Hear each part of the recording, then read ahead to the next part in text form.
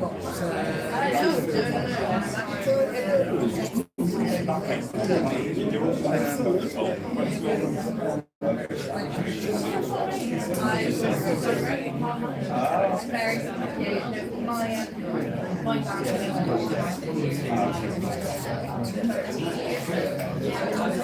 I think we can get started.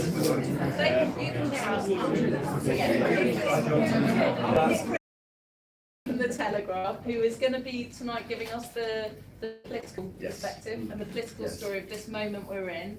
And on the screen we have Sir John Curtice, pollster, rock star, and Professor of Politics at Strathclyde. We've got Sarah Castell, who is CEO of Involve, which is an organisation that does fantastic work to involve people in democracy in new ways. And we've got Matthew Goodwin, who is Professor of Politics at the University of Kent. And we're very grateful to the Democracy Network, who is the sponsor of this event, has partner polls and the electoral picture of the moment. Matt's going to talk to us about trustonomics. Sarah's going to talk about what this all means for democracy and participation. And then Chris is going to give us the politics. We'll break into a conversation and then bring in as many views from the floor as we can fit into the hour and a bit we've got. So John Curtice, we're going to start with you. Okay, thank you very much, Polly. Thank you for the invitation to talk. Inevitably, what I'm going to talk about is going to be dominated by what's happened in the last week.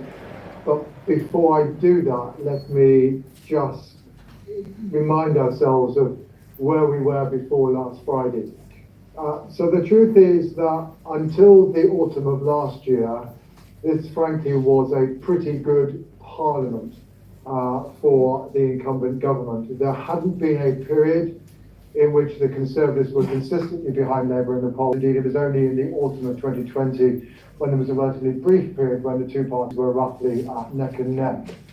That, however, all began to unravel with, first of all, the Owen Paterson affair in November of last year, when the former Prime Minister tried to persuade the House of Commons not to suspend him over, Mr Paterson, over his alleged breaches of the lobbying rules. By the end of November, the government was back to being even Stevens with Labour. And then at the beginning of December, we began to get the Partygate allegations, the now infamous video of Prime Minister's former spokesperson talking about a party that was never meant to have happened, etc., etc. And by the end of December, the government was well behind in the polls, and something from which it has never recovered since. And indeed, by the end of August, at the end of the Tory leadership contest, the party was still 10 points behind Labour in the polls, and it wasn't obvious that the leadership contest had done anything to reduce that lead. If anything, it had lengthened a little bit during the course of the summer. So Liz Truss, the new Prime Minister, didn't exactly inherit a party in particularly strong electoral health, and we certainly had learned by then that simply bringing down Boris Johnson was not in itself going to be sufficient to ensure that the Conservatives regained their superiority in the polls that they'd had for most of this parliament. But of course, one of the things that we know about new leaders is that 99 times out of 100, their advent results in a bounce for the party that they have now taken on to lead. Now, of course, in this Truss case, she had the misfortune, of course, that no sooner had she gone to 10 Downing Street, then we entered a period of national mourning because of the death of Queen Elizabeth II, which meant that appointments were suspended. Anyway, for whatever reason, basically Liz Truss did not have a bounce. And by the time we got to just before last Friday, the Conservatives were still 9 points behind in the polls. And it looks as though, even as compared with Theresa May, the transfer of power had very little impact on the Conservatives' fortunes. So this was a government, and I think in truth a Prime Minister who many of you may know, but outside the Conservative Party is still a relatively unknown quantity about which many people did have very firm views. But given her party's electoral position and given her still relative lack of acquaintance by voters, needed to start on the front foot. And of course, it is the very opposite that has happened. Now, if you take the polls that were conducted up to last Friday, as already said, 9-point Labour lead. There was a decline in the position in the polls for the party by basically Monday or Tuesday of last week, i.e. that before we get into the question of the reaction of the markets, the fiscal announcement itself was not received well by the electorate. There were basically two criticisms they were making. One was they regarded it as unfair. YouGov had asked people about the fairness or unfairness of financial statements in every single one since 2010. And by that criterion, it emerged as being the one that was most likely to regard as unfair. And equally also, although of course people said, great, national insurance down, income tax down, is it affordable? 60% said no. Is this risky? 47% yes. Are we going to be better off? Less than 10% said yes. So the fairness and the effectiveness of the fiscal announcement was already doubted by the election before the market reaction. But some of us had felt for some time that in the end, maybe if indeed the Prime Minister were to continue with the programme of tax cuts which he laid out in the leadership campaign, at a time when the circumstances were very, very different from what they were at the beginning of July because of the cost of living crisis and the enforced very substantial increase in public expenditure required to keep energy prices down, that whether or not there would be an adverse market reaction and what would be the consequence. And of course, for those of us who are rather too long in the tooth, the bit of history that we were using here was Black Wednesday in September 1992. Which is the last time that a Conservative administration, and arguably was the first time in the post-war period, that a Conservative administration got into trouble with the markets. In that case, of course, before the pound was pegged to what wasn't then the euro, but the exchange rate mechanism, and the government was unable to defend the pound. Our reserves were not strong enough. In the wake of that, basically the Conservatives fell behind in the opinion polls, a position from which they never ever recovered thereafter, even though, and this is worth bearing in mind, even though the economy did very well after 1992.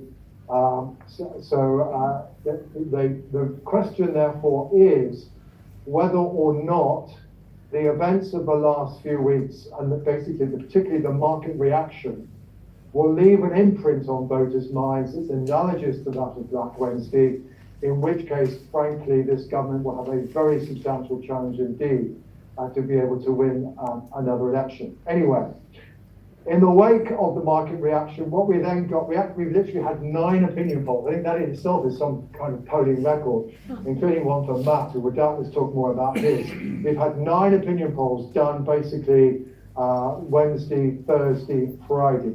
And on average, these put Labour 23 points ahead. So as compared with the 9-point lead that Labour had just a week ago. So that means there's been a 7% swing in a matter of a week from Conservative to Labour on average in the polls. Now, if you compare that with what happened in the wake of Black Wednesday, when, by the way, the Conservatives started in a stronger position because they weren't behind Labour in the polls before Black Wednesday, there was, in the end, a 7.5-point swing against the government within a month, but I repeat, within a month of Black Wednesday. Actually, within a week of Black Wednesday, the swing was only half that. So we have already seen a swing against the government of a scale that we found on Black Wednesday in the wake of a month in the course of a week. Now, of course, maybe it's exaggerated by the fact there was also Labour conference going on at the same time, but that just gives you some idea of where we're at. Well, that always then raises the question of what's the impact of all of this on people's perceptions of handling of the economy. And basically, where we've got readings done in the course of the last 2 or 3 days, and where we've got a reading done before last Friday, in all cases, whether you're asking which is the best party, or whether or not you think the government's handling things well or badly, the government's reputation for economic competence has taken a tumble. And whereas probably about 7 days ago, typically in the polls, Conservative and Labour were roughly neck and neck in terms of which was going to be regarded as the best party. If you take, I think about 7 opinion polls have asked this question, you're now looking roughly Labour being 2 to 1 ahead. It's around 40% of people who now say that the Labour Party is best able to handle the economy, and only around 20% for Conservatives. That's the extent of the relative damage that's been done in the course of the last week. Meanwhile, so far as Liz Truss herself is concerned, frankly, her poll numbers, which, as I've already said earlier, weren't that brilliant before, but there were 1 or 2 cases where people were slightly more likely to think that she was doing well than doing badly. Now, all the polls indicate that she was doing badly.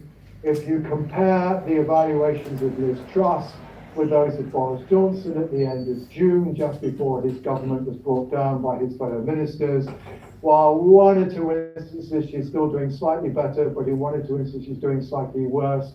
Basically, Liz Truss is now as unpopular as Boris Johnson was when he was brought down. Oh, and by the way, she is no more popular than is her Chancellor, who is also now deeply unpopular.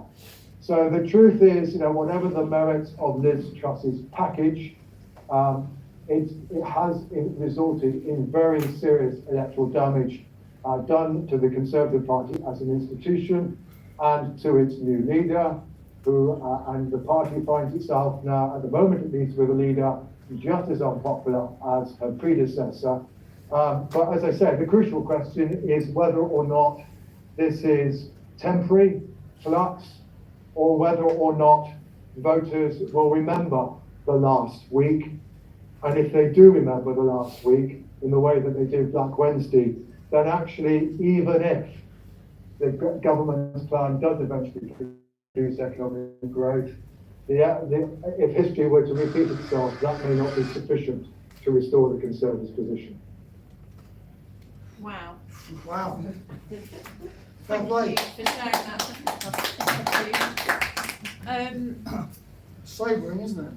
It is pretty sobering. You got a glass of wine there, that'll I'm help. I'm not sober, but that is sobering.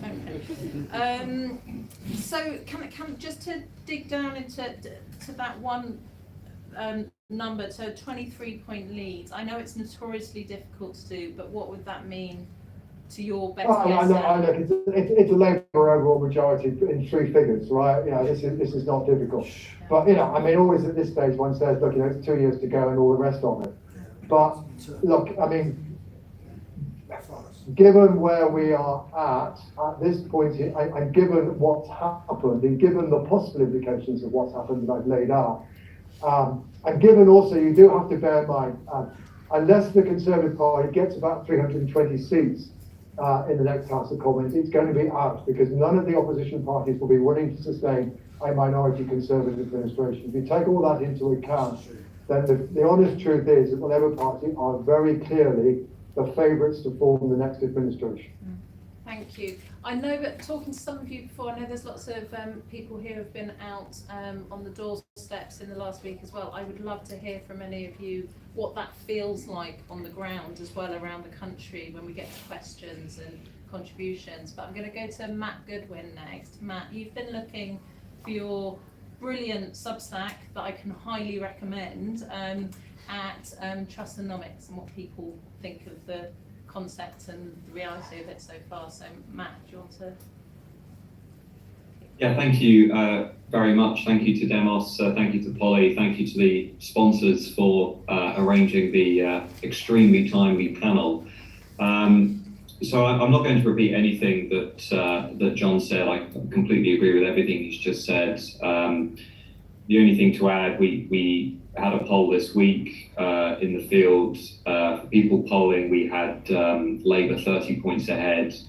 We also had Keir Starmer and Labour well ahead of Liz Truss and the Conservatives when we asked voters, who do you trust to manage the economy?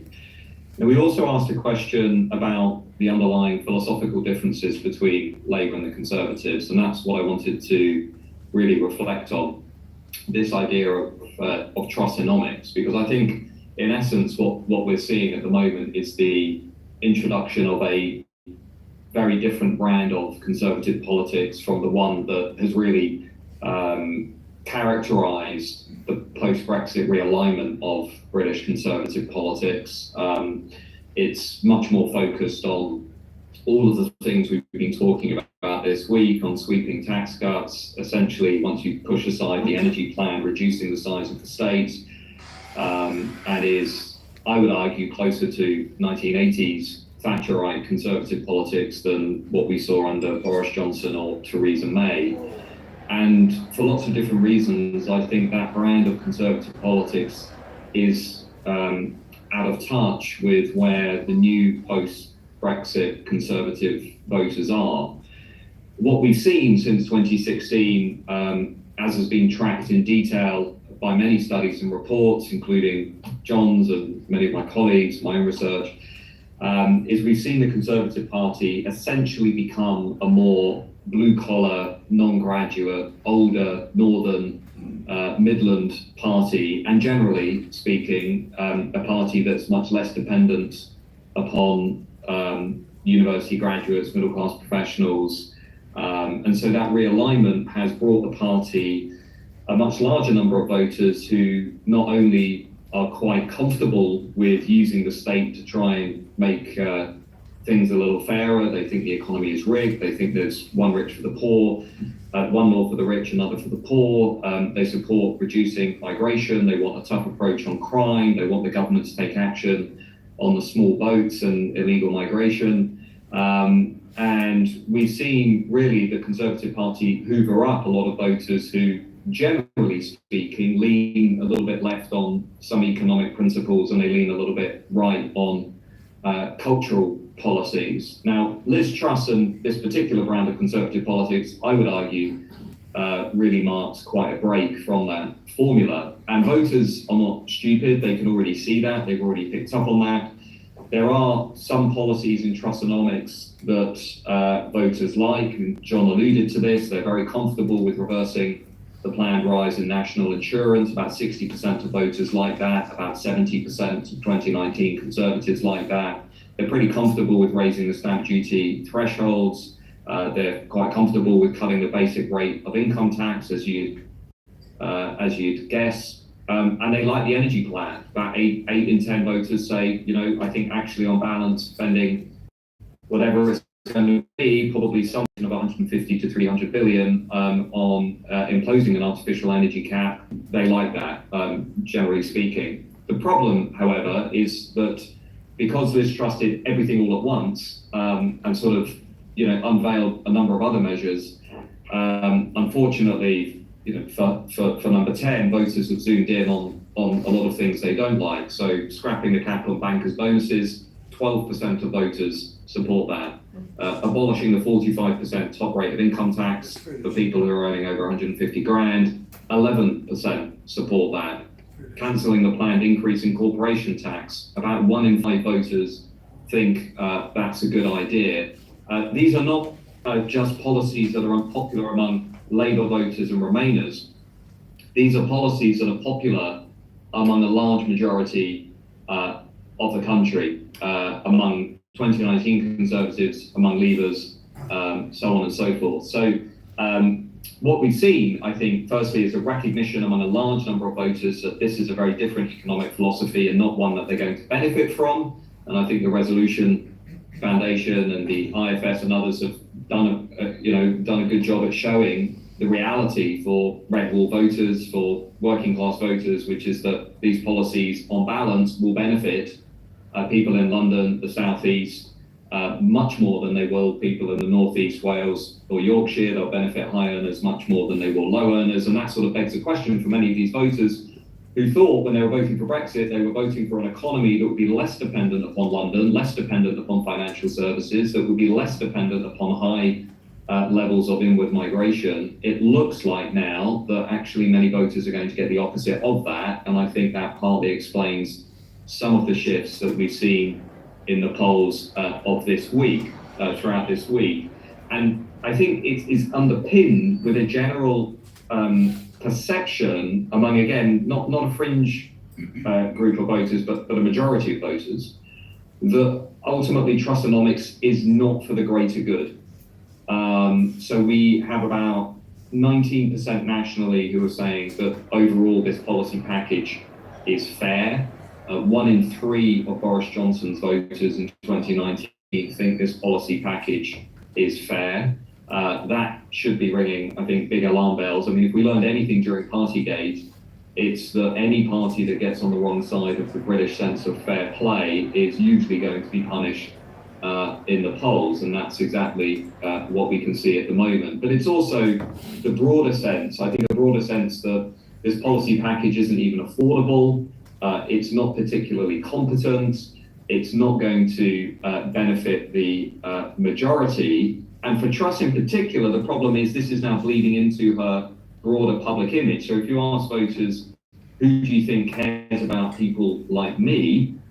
Which of these leaders do you think cares about people like me? 43% choose Starmer, 21% choose Truss. Who understands the problems facing the country? 40% say Starmer, 29% say Truss. So again, you know, this is building on John's comments, but I think there's a deeper problem here, which isn't really about our new Prime Minister. It is actually about this philosophical divide between what many post-2016 Conservatives thought they were getting and what they're now being given. And that package is coming from the 20% of the Brexit electorate. It was never more than about 20% that were who we would call liberal leavers, who basically were very comfortable with migration, very comfortable with a low regulation, low tax economy, and who you might call culturally conservative Brexiteers, who always saw Brexit as being a very different project from what this project is all about. Now, that's going to leave us in two scenarios, potentially will usher in two scenarios. One is the Conservatives basically get hammered at the next election, and it will be a heavy defeat. The other longer term outcome, I would suggest, is that actually maybe the big winner here is going to be apathy.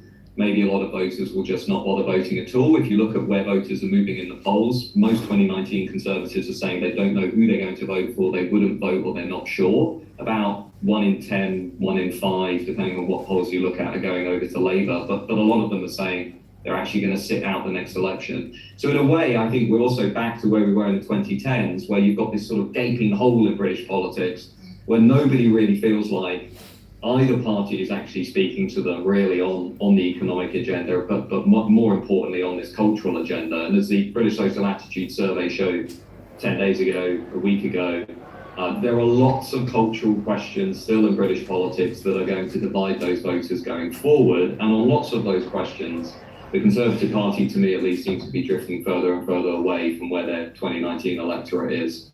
I'll leave it there. Thank you so much. There are already questions from the floor, but I'm going to come to the floor in a bit and give the speakers a chance to kind of say things. But saying that, I'm going to be really selfish and ask my own question now, so sorry.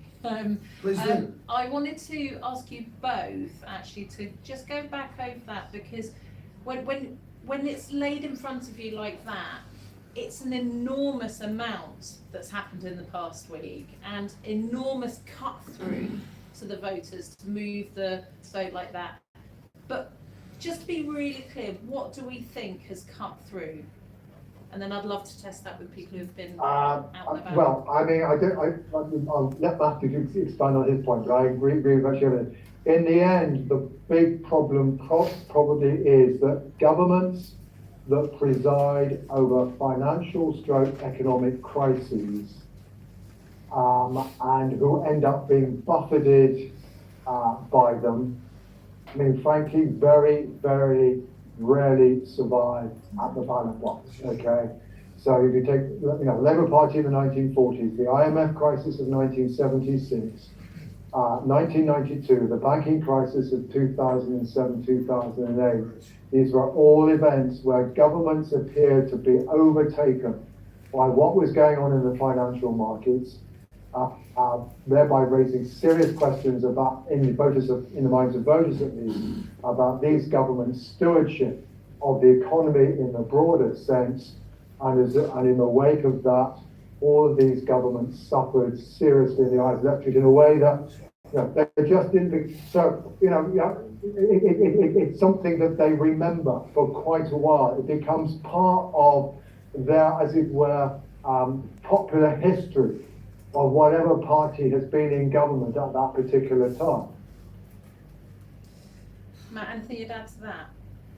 Yeah. I mean, I would say the things that have cut through are all of the wrong things as far as Liz Truss is concerned. I mean, it sort of begs the question. I'm not in the game of providing sort of special advice to our prime ministers, but the fact that she unveiled everything all at once does beg some questions, because the banker's bonus policy, it's difficult to think of a more toxic policy in the current environment. That certainly cut through. Voters are very aware of that. They really don't like it. And now the high rate of tax change, given the amount it's really going to, given its impact, 2 billion or thereabouts, sort of raises the question, why on earth do this on the cusp of, the biggest cost of living crisis for 50 years? So those things have cut through. And so they've really taken public attention, and they've taken the mood music away from some of the other things that actually the public do support. I quite like the idea of the national insurance and changes I mentioned. And there is a sequencing issue where this week could have been very different. This week, actually, I think in hindsight, potentially could have gone quite well for Liz Truss had the sequencing been different, and had she left some things to 23, but obviously they decided not to do that. Yeah, but it's also worth bearing in mind, the other thing obviously we should mention. So on Friday, well actually 2 weeks ago, the government told us that they were going to effectively cap energy prices. And that was meant to try to make the winter sustainable for voters. What happened by Wednesday is that voters were discovering that their ability to borrow for a mortgage, either it was non-existent because the offers had been withdrawn, or they were going to go up so much that it was going to completely negate, for those people who are going to have to renew anytime soon, the impact of what were for most people relatively small changes in taxation. And by the way, of course, there was a lot of smoke and mirrors, because the one thing the government didn't announce last Friday week was to stop the capping of the rise of the personal allowance for income tax. So although yes, the rate of income tax was going down, given the rate of inflation, given that there were no proposals to end the 4-year freeze on the personal allowance, actually it's by no means clear that the current, we can take all the measures since 2019 on income tax, that people were necessarily even going to be better off on that. So once you started to look at it, then actually this was also a package that began to unravel even on its own terms. Thank you so much. I'm going to go to Sarah next. So Sarah, you're Chief Executive of Involve, looking at different ways to involve people in the democratic process. What do you think this moment tells us about the political system we're in now? And then we're going to go Thanks, to Chris. Polly. Hello, everybody. And how great to be able to speak after Sir John and Matthew, to have that great context of the cut and thrust of last week. And then I can now perhaps take a little step out from the last week and think about what actions could be taken over the next months and years to pull us back and try and ensure that the big winner is not apathy in our political system. Try and think what can we actually do to deal with what's going on at the moment. So although we have had a huge amount of change and instability very recently in our politics, that isn't going to change. We're entering this massive era of instability, global instability, climate change. The cost of living crisis in the short term isn't going anywhere. There are going to be some quite turbulent times, I think, in the world. And so that means that the kind of leadership we need now from government and from politicians is slightly different, perhaps. We need the kind of leaders who can respond effectively to crises, but at the same time plan strategically to mitigate damage, make the most of future opportunities. And that also needs the public, all of us, to give politicians the benefit of the doubt to make the right call and do right by us on a lot of major decisions that come up very rapidly. So we can't just have people sticking with their manifestos and saying, this is the commitment I made, I'm just going to deliver on that. There will be a lot of fast-moving things that will mean we have to have leaders who we feel are aligned with us, so that they're going to make the right call in those moments when things are just too quick for the public to be necessarily canvassed in a meaningful way. And I think this context of, the need for flexible and really responsive leadership, and leadership that stays close to people's values and deals with these cultural questions that will divide us, that we've heard from Matthew about. Even when we're getting amazing opinion polling and like fantastically sophisticated understanding of our opinions in its historical context, we're still going to need slightly more flexible leadership. But the problem is the public doesn't think at the moment that politics and politicians can deliver that kind of closeness and flexibility. They don't trust them to do it, and our political system doesn't help them to do that either. So we have obviously a broader context that public trust in politicians is declining, has declined over decades. It's at a pretty low point now. The good solid majority of us believe that politicians are out for themselves rather than their party or their country, and that's been tracked over time. More than 8 in 10 of us say that the political system needs some change by global research that Pew has done, and British Social Attitudes fits with that as well, similar sort of thing. And that's the context, and we're in this kind of mistrustful relationship. So then the public don't have the appetite for quick short-term solutions or silver bullets or better optics on things or quick policies followed by U-turns, or having to be really alert to the marketing of something, or what as Sir John just said, the smoke and mirrors of something, what wasn't said or what they missed. People can't be on that kind of level of defensive alert when they hear policies coming down the pipe. They need to have that belief that the government and politicians have their best interests at heart, which just isn't there right now. So there's this feeling that the whole system needs a bit of an upgrade, and a lack of trust that politicians of whatever stamp can do it. So how do we solve it? Lots of ways, but just to mention a few here today, whoever the government turns out to be, we need to build a culture of the public and politicians coming closer together.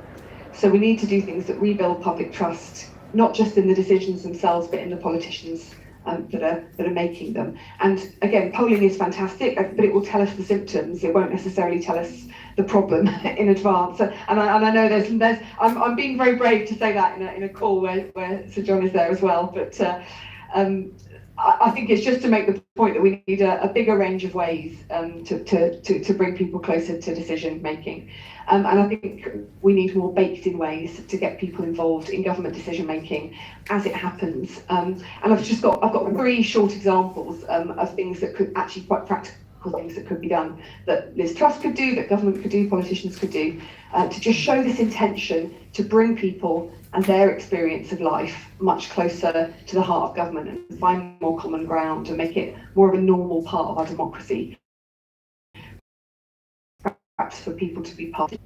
And the first thing is just this idea of bringing in more deliberation when we have political or moral deadlocks. So not to replace our electoral systems with deliberation or different sorts of systems, but to allow different groups from within the public to find common ground, to discuss across their differences, and then to feed decision makers with that closer understanding of what public views are, and then enable them to make the calls that they have to make. So a good example is citizens' juries. I don't know if you know about those or have heard of them, but they're a good method of bringing together from 12 to 24 people from all walks of life. I can't see who's in the room. I may be speaking to a group of people who know lots about citizens' juries. I just caught a very nodding head in the yeah, audience. good stuff.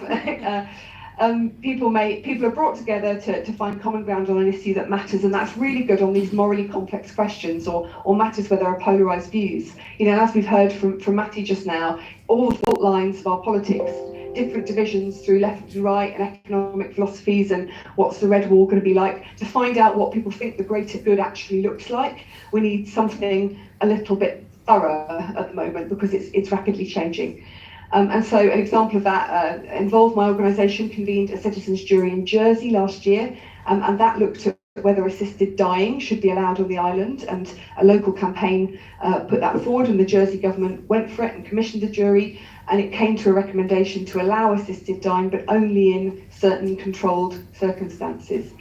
And this was a really balanced view, and then the government then had confidence to vote in favour of allowing assisted dying. It didn't feel so sort of hamstrung and worried by what the public might think. And the legislation is able to be brought forward later this year.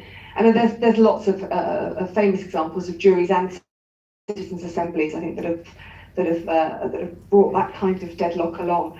And also an interesting thing there is that when the public know that a citizens' jury or citizens' assembly or similar process has happened, they're more likely to support the policy that's made on the back of it. So there's something about knowing that your fellow citizens have been involved that perhaps circumvents that worry that politicians are just in it themselves, that they haven't got the interests of ordinary folk at heart.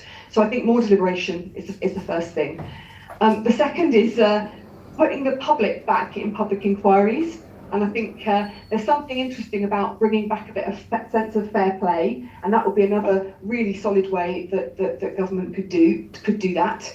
So, you know, you've got public inquiries such as the Grenfell inquiry or current COVID inquiry. At the moment, you have panels led by chairpersons. The choice of the chairperson lies with the minister who instigates the inquiry. You end up with lots of judges, which is great in many ways, but they're not very diverse.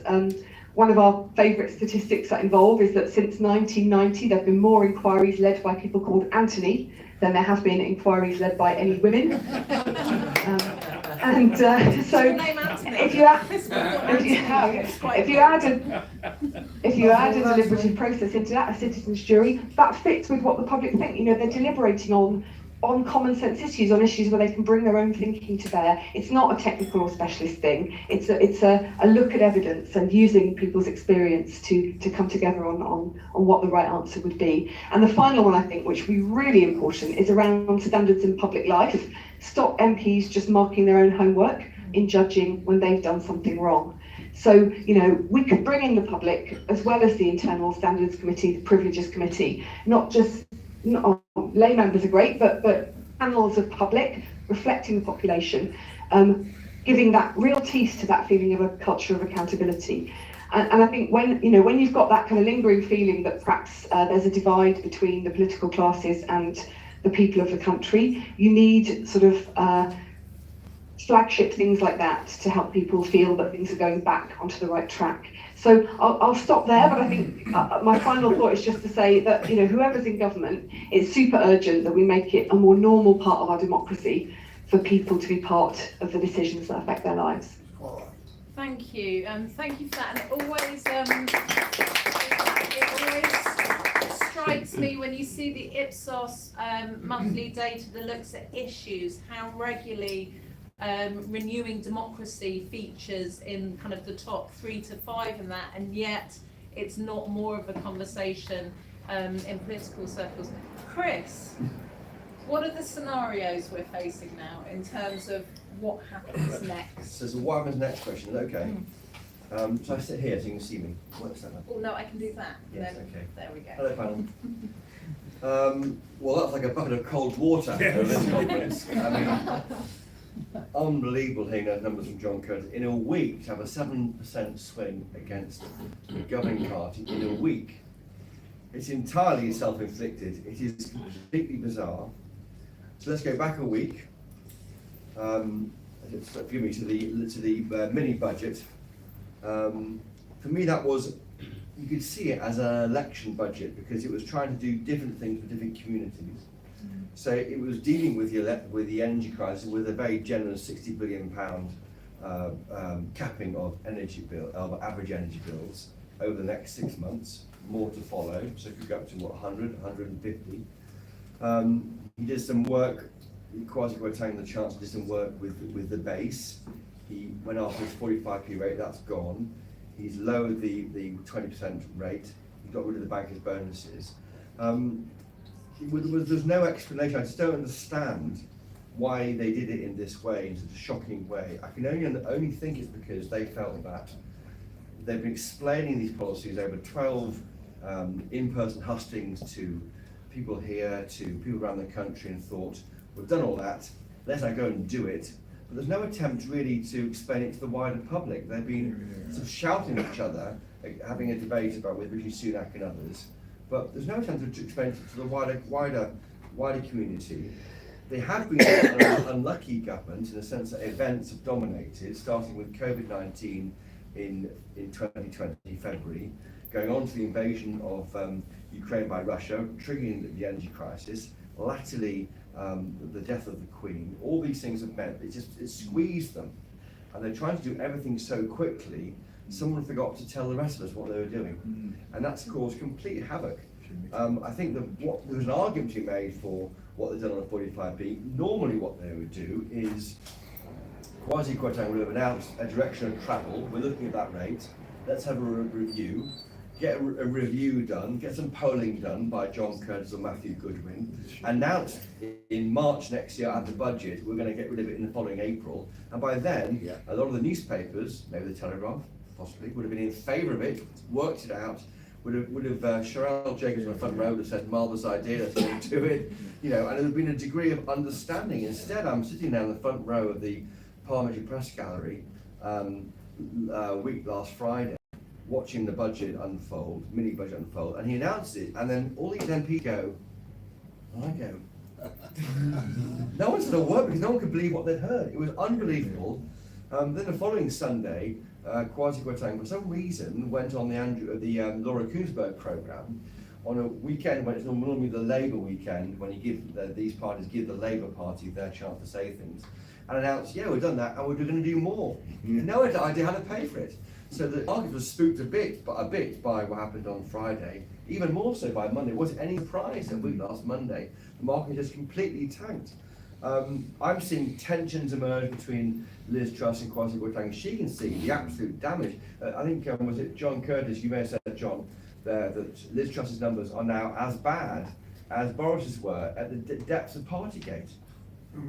You're nodding, aren't you? In which case, what is the point of what the party's done since Boris left? What is the point? You've got a guy who reached out to a community untouched by Tory voters.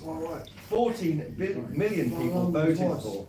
14 million people voted for the Tory party. Boris Johnson feels a personal mandate from that, and the party's junked him for a leader who is now as unpopular in the depths of Partygate. Anyway, sorry. With respect, sir, she should be in a honeymoon period. Well, the honeymoon. This is meant to be the honeymoon period. And even. So I know you have been Even Theresa May had a honeymoon period. Well, this is meant to be the honeymoon. Now, I would say, to argue against myself, I would say that she did get Liz Truss, the Prime Minister, did get a standing ovation at the meeting of the Parliament of the Conservative Party convention, and that's the ruling body which runs this party. There's around 900 members of it. They gave her a standing ovation. They want to support her. And I do wonder whether it's only Sunday, but by Wednesday we might feel as though in this conference that there is support for Liz Truss that wasn't there.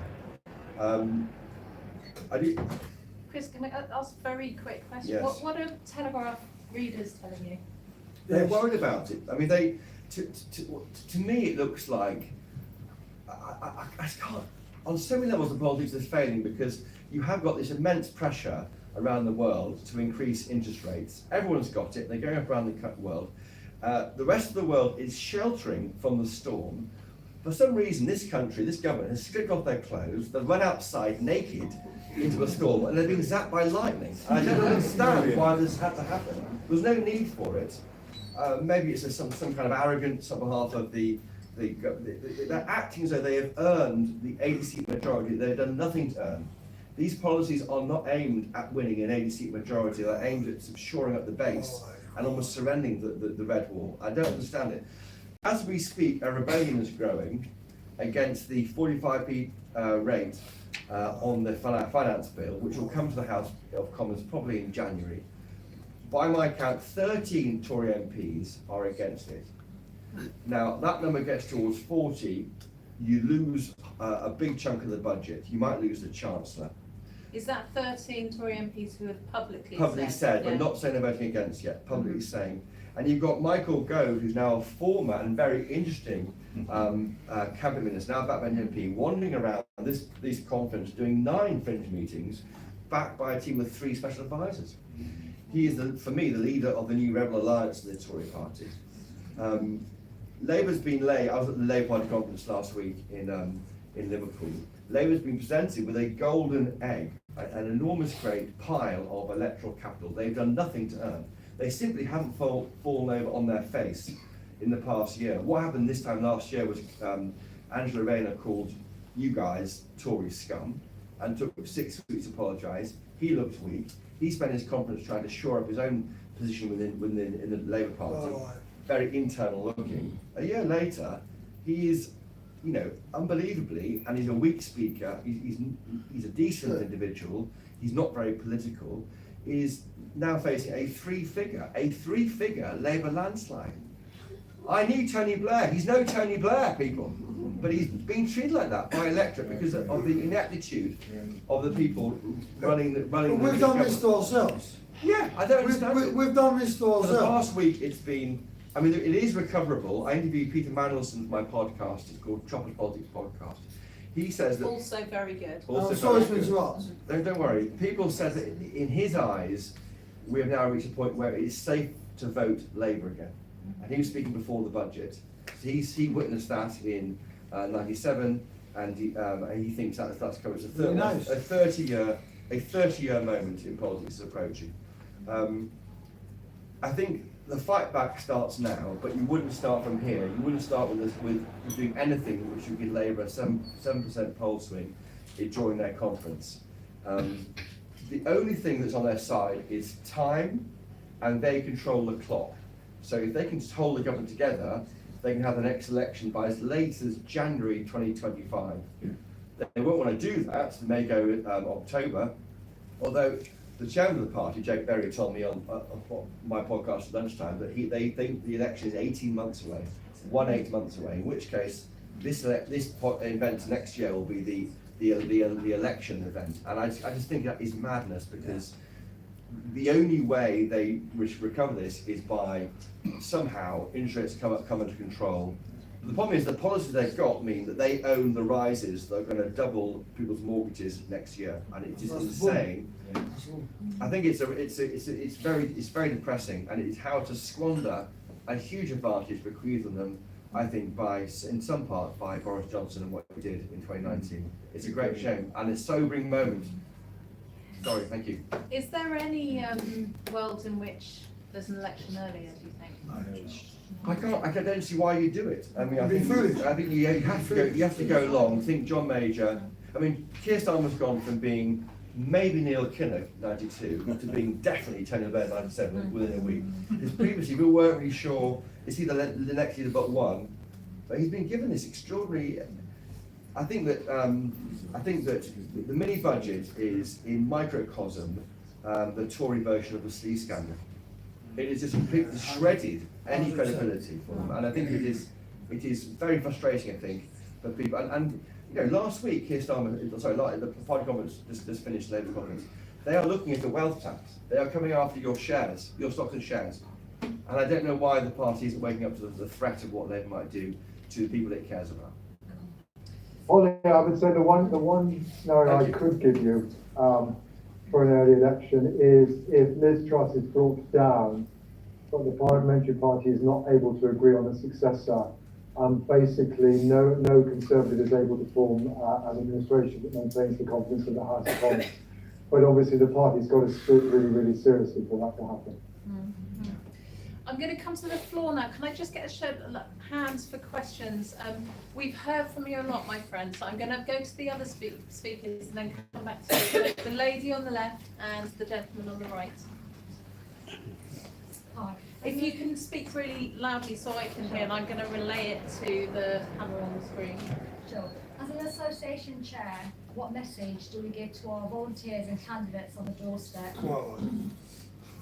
So, as an association chair, what message do we give to our campaigners for the doorstep? So that's the first question. And then, sorry, this gentleman on the right here. Isn't there a slight risk that we're over-reading the response to the fiscal event? There could be some reversion to the mean soon, and this might be somewhat tempered, not entirely, but somewhat less severe than the entire conference seems to think today. Yeah. So, the gentleman's question is there any way that we might be over-reading this and it might self-correct in some way? So maybe that could, John, maybe you could take that one, and then, Chris, do you want to do the messages for the campaigners? Awesome. John. Sure, yes, there's always a risk of overreading any particular situation, because of course we don't have the benefit of hindsight this year. And I think the point is, what I would say is, at the moment, what I laid out in a sense as a proposition, that history suggests that it is possible, but not inevitable, that what happened last week will be seared on voters' memory in such a way that it'll be very difficult for the party to recover from the situation so far as its perception of economic competence is concerned. Now, clearly there is one potentially important difference between what happened on Black Wednesday and what's happened so far, and that is, in the case of Black Wednesday, the government was forced to back down from its pre-existing policy. That, as yet at least, has not happened to this government, although certainly, as Chris has already laid out, there is a risk that at least some of the package will not eventually get through the House of Commons, one. And two, to be honest, I think we'll also be looking to see what happens to the markets in the next day or two in the wake of the government's continued determination to try to pursue what markets regard as unfunded tax cuts.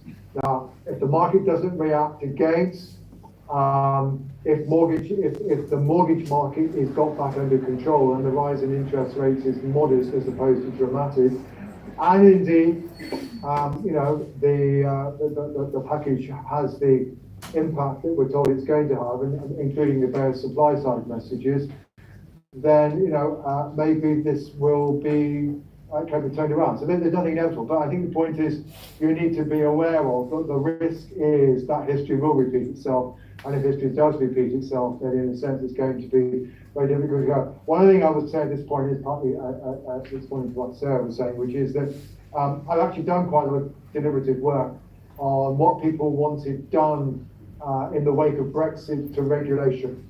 And shall I say that once you gave voters the chance to deliberate this issue, even Leave voters, and it emphasises Matt's point, were not very keen on the deregulation agenda.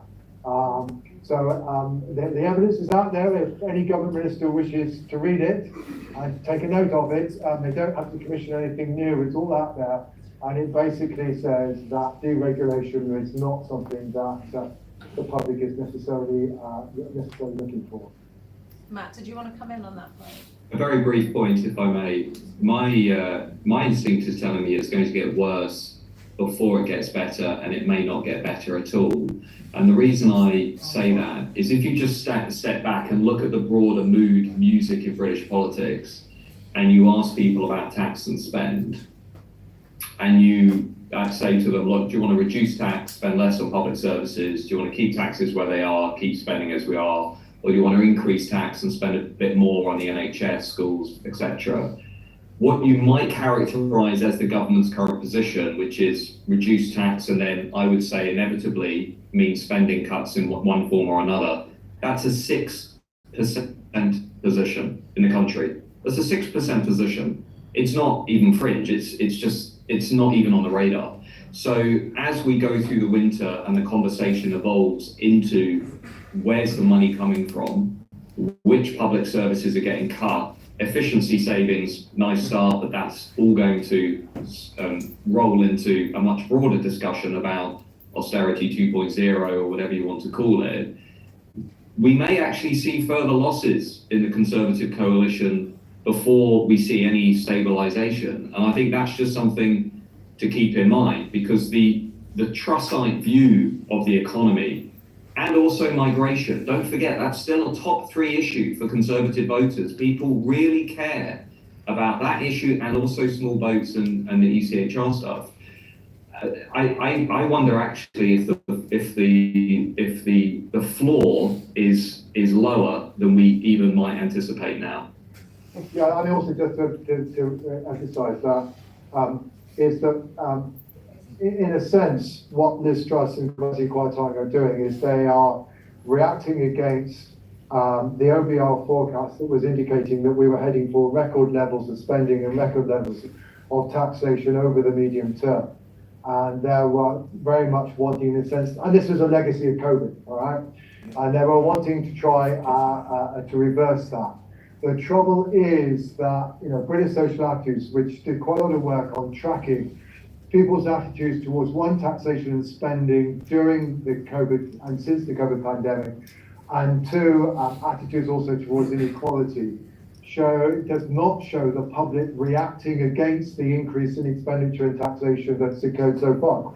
Quite substantial though it has been, you would normally expect them to have done so.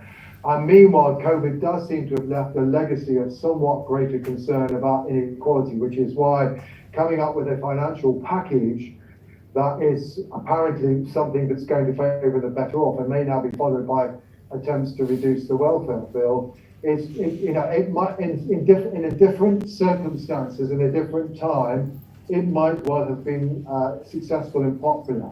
But the trouble is, one of the arts of politics is timing, and I think this government's timing for its particular agenda does look to be rather badly misplaced as far as the public mood is concerned. Thank you. Chris, the doorstep messaging. Well, there are reasons to be cheerful about what was announced in that mini budget. I mean, I think the support for families with energy bills is really, really welcome.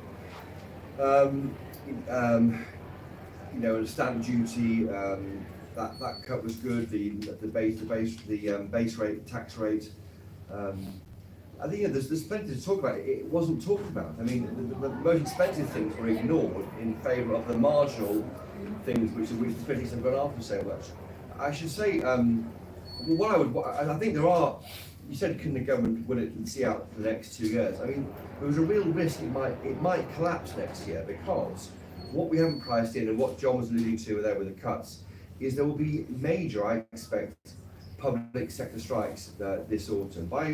By December, I was told by a senior union general secretary, there'll be a million public sector workers balloted for strike action by early December.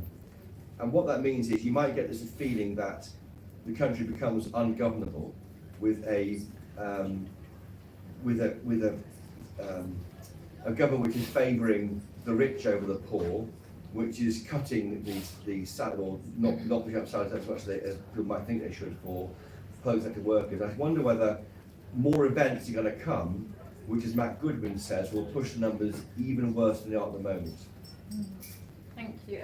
Gentlemen here, and I would love to hear from anyone else who has been out on the doorstep or kind of taking temperature of their local association as well. But Thank you, Polly. My name's Anthony Samuels. I'm immediate past chairman of Surrey County Council, but I was also a non-exec chairman of a large bank in the city in 2007 to 2009. So I've gone through what this government went through in billions. And basically, the difference here is that you haven't got business people running the country. I've said this for a long time, and what Sarah said about citizens' rights and representatives, we can do. I've got a solution, Polly. The solution is that it becomes the House of Lords, not citizens' rights. I won't go into it in detail, but basically, people like me who've got business experience and political experience are in there making decisions and are consulted before a knee-jerk budget, a mini budget comes out like this, so that it's explained, because the communications of this mini budget have been the disaster that's run it. And I don't know whether John would agree with me, but if you consult beforehand, and if Liz Truss had explained this, the majority, as Chris said, this is perfectly acceptable. Whereas the 45p in the pound is totally unacceptable. And if that was a banker's decision in 2007, I would say I've made a mistake. Be honest, Liz. I've made a mistake. I'm not going to just throw quasi under the bus like she alluded to this morning. I'm going to take responsibility. I can wait for that until the 5th of April because it's the next tax year, and possibly I'll think about it. One last point for you is that the banker's bonus has not been explained. We need these bankers to earn a lot of money. Why? Because they bring in billions and billions, and if Joe Public had that explained to him, that we would lose billions of pounds if these people weren't paid a little more, we'd sort it out. So basically it's the comms and making the citizens representative in the House of Lords and not hereditary people who know nothing about the reality. Thank you. Did you get that? Yes. Was there any? Did anyone want to come back on that point? Sarah? Well, let's just pick up the banker's bonus first of all. The problem is not just simply that bankers are well paid. It is that the public reputation of the banking industry was shredded as a result of the banking crisis. Probably the biggest change that British social attitudes has ever picked up. We go back to the mid-1980s. 90% of people thought the banks were well run. In the wake of the banking crisis, only 19% of people thought the banks were well run. And until the banking industry has got a much better public reputation, it's going to be very, very difficult to defend for what most people are eye-watering salaries that they never have a chance of being able to get. So I understand all the arguments have been articulated, but again, you have to understand the politics. I mean, the other thing I would say about the tone of this conversation is, sure, so far as the politics is concerned, it's the 45p that's been particularly damaging, because of course if you actually look at Labour's position on all of this, is frankly as intellectually incoherent as that of the government's. Because what the Labour Party is doing is that it's backing the reduction in income tax rate, it's backing the reduction in national insurance, both of which favour the better off much better than the less well off. Oh, and by the way, it's now worked out a way of spending the 45p rate.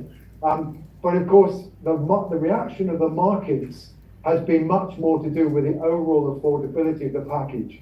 Now, most European governments are having to spend a lot more money in order to deal with the energy crisis. And much as was the case with COVID, the markets are willing to bear that. And to levels that would once upon a time would have been regarded as remarkable. But the question for the markets is, can you do that and then at the same time introduce unfunded tax cuts? And it may well have been that even without the 45p rate, the reaction of, because it is relatively small here in terms of the fiscal calculations, the financial markets may still well have rebelled. And I think in the end, it's the reaction of the financial markets. If this whole is going to do serious damage to the government, that is the bit in the end that's really going to do the damage. Thank you. Sarah, did you want to come in on that? Yeah, I just wanted to make an observation. I heard the frustration in the voice of the speaker. I think it was Anthony saying, I know how to run things. I'm a business person, and where are the business people in this? And I'd encourage people to reflect that writ large, that's how most people in the country seem to be feeling. People have lived experience of something, whether it's expertise in banking in this case or in something else, but that doesn't seem to be feeding through into any kind of policy development or policy rollout, and all of the kind of understanding of people and their motivations is funneled through, behavioural theory or things, or nudging, or trying to encourage people to do different things, rather than looking at the systems in which our policies are landing and operating. So it's not really, this isn't a particularly clever point about the markets or the nature of tax and spend or some of the macroeconomic discussions we've just been having, but it's about, I think, that whether you embed change by changing the House of Lords or creating citizens' representatives in a constitutional structure. I'm less interested in that, and I'm more interested in how do you just do better listening so that people's actual real experience of life is given a bit more weight in things, rather than rushing forward with policies that only 6% of people are behind, or only a few people understand or support, or that go with the grain of their lives. And I don't think that's necessarily a problem for the Conservative Party. I think that's a problem for all of our politics, actually. And And I'll just urge everybody to try and think more about that really. I mean, it's also worth bearing in mind, by the way, this government was not potentially short of advice. Yeah, exactly. But if you read Tim Shipman's account of what happened, basically the ministers decided to ignore the advice that were given by the Treasury and indeed sack the person at the head of that institution. Well, of course, one of the ironies that's now going on is that now finding themselves in a pickle, the government is having to look to the Treasury and to OBR to get themselves out of it. We know OBR were willing to give the government a forecast. That offer was declined. So the truth is, government does have ready access to expertise, but of course, the government had already decided it didn't believe in its expertise. And there's a bit of an irony here. Of course, in a sense, Liz Truss proved to be more Govian than Michael Gove, and indeed didn't believe in the experts. I'd like to come back to that question of what people are hearing in their constituencies. So we've heard a lot about the polling and what that shows, but how does that translate on the ground? What are you hearing, sir? Yeah, David Chinchin, I'm councillor candidate in a red wall seat, Penistone, Stocksbridge. I've been out yesterday and several times last few weeks. The point to make here is the immediacy of what people are facing. They're very focused on getting through the winter. The stuff around what the government has done with the cap is landing quite well. The unfairness piece is the bit that really is cutting home. So the tax rate and the bankers' bonuses, that's where the British sense of fairness, we are really taking a hammering. I think it's all to play for, as I see it, but the messaging needs to be about what was good in this, and we need to do something about what is not good in it. So that was David from Penistone, who was talking about the unfairness being the thing that's really cutting through in a negative way, despite some of the energy. And it's going to get worse. It'll get worse because next April they will cut the top rate, and they'll have to deal with it and not push through the increase they want to propose their protected workers. I mean, we're at the beginning here, and then by the way, every quarter oil and gas companies will report with immense profits, and that won't be taxed.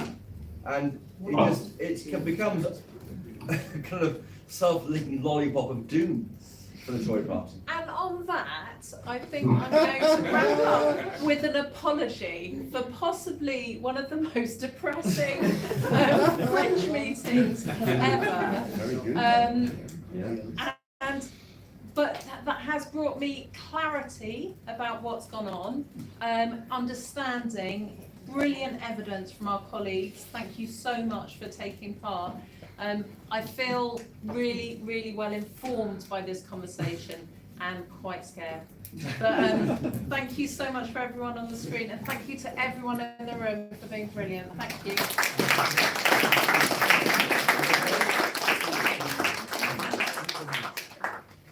Thank you guys. I'll send you a note. Thanks everyone.